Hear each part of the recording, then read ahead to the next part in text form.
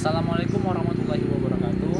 Halo semuanya, perkenalkan saya Nur Yari, mahasiswa Fakultas Hukum Universitas Bengkulu. Bicara tentang hukum tentunya tidak asing dengan kata kriminologi. Ya, kriminologi ialah cabang ilmu dari hukum pidana.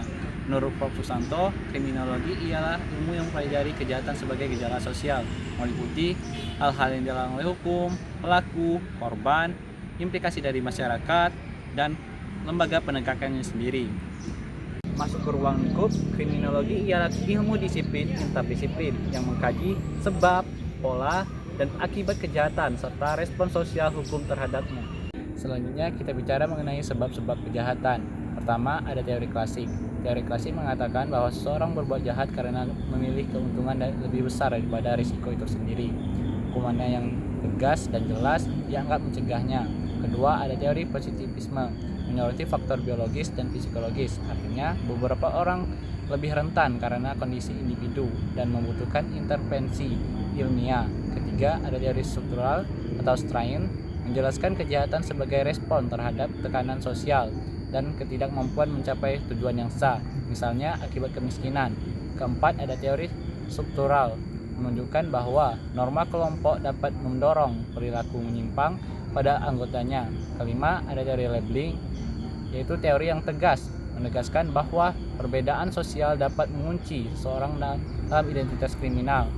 Keenam, ada teori kontrol sosial, menekankan bahwa lemahnya ikatan keluarga dan komunitas meningkatkan risiko kriminalitas. Terakhir, pendekatan pilihan rasional modern dan pencegahan situasional melakukan dan mengurai kesempatan untuk berbuat kriminal melalui desain lingkungan dan pengamanan yang tegas.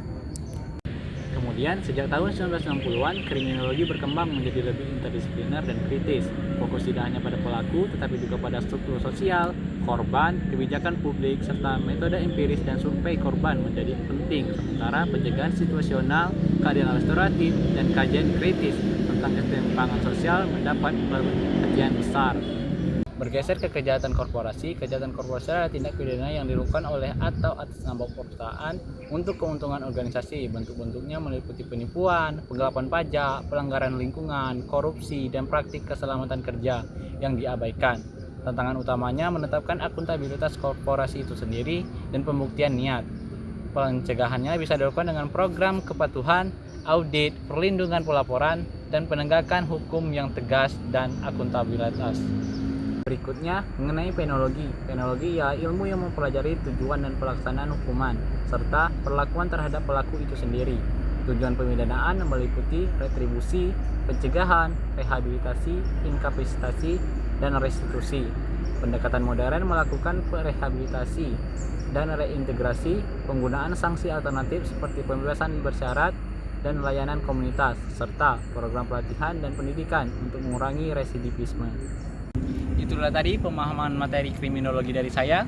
Saya akhiri, wassalamualaikum warahmatullahi wabarakatuh. Bye-bye.